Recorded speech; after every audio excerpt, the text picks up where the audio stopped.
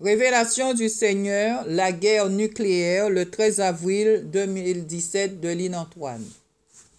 Rappel, le 5 mars 2017, le Seigneur m'a fait voir en vision Satan dans le ciel.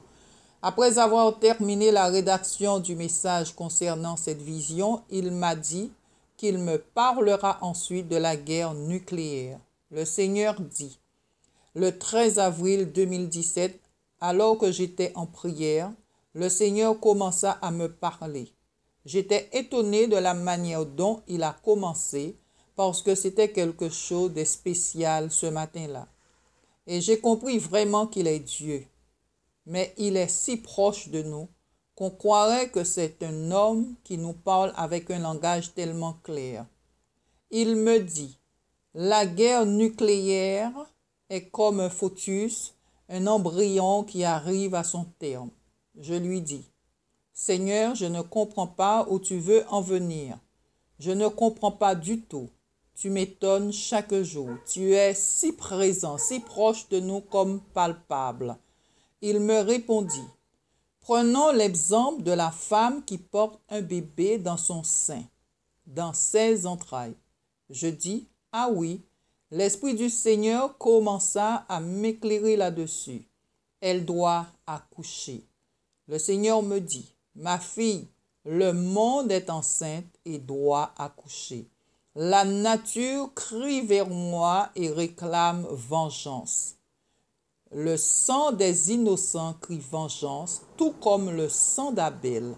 Matthieu 24, verset 35. Oh, merci Seigneur. Pendant que j'écris cette phrase, je vois jaillir une lumière jaune et bleue. Je bénis le Seigneur. Je bénis le Seigneur parce que cela vient de lui.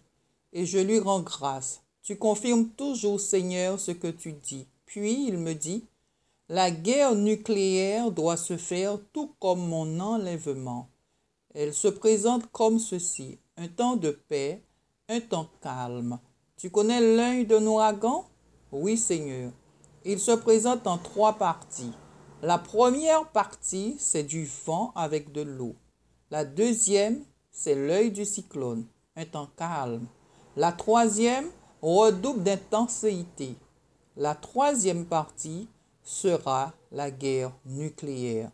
Seigneur, pourquoi, d'une voix forte comme un tonnerre, il me répondit, c'est à cause de l'injustice des hommes, de leur folie et de leur péché.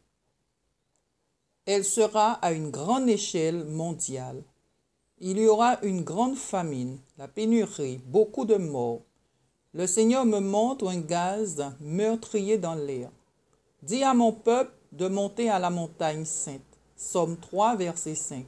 Invoque-moi et je répondrai. Jérémie 33, verset 3. Je cherche des cœurs purs qui se tiennent à la brèche. Ézéchiel 22, verset 30.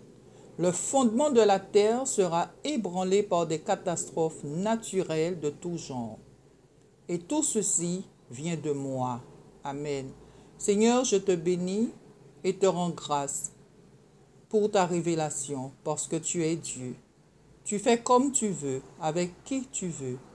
Saint-Esprit, puisses-tu toucher les cœurs de ceux qui ne te connaissent pas, les ramener à la repentance au pied de la croix pour Christ notre Sauveur. Sois béni, Père, et que cette révélation touche les cœurs et ramène ton peuple à une vraie repentance et à avoir ta crainte. Je te bénis, Père, au nom de Jésus-Christ. Amen. À lire Ésaïe 52, verset 8, 60, verset 6, Ézéchiel 3, verset 17, 23, verset 1 à 10, Habakkuk 2, verset 1 à 3. Soyez bénis au nom de Jésus. Amen.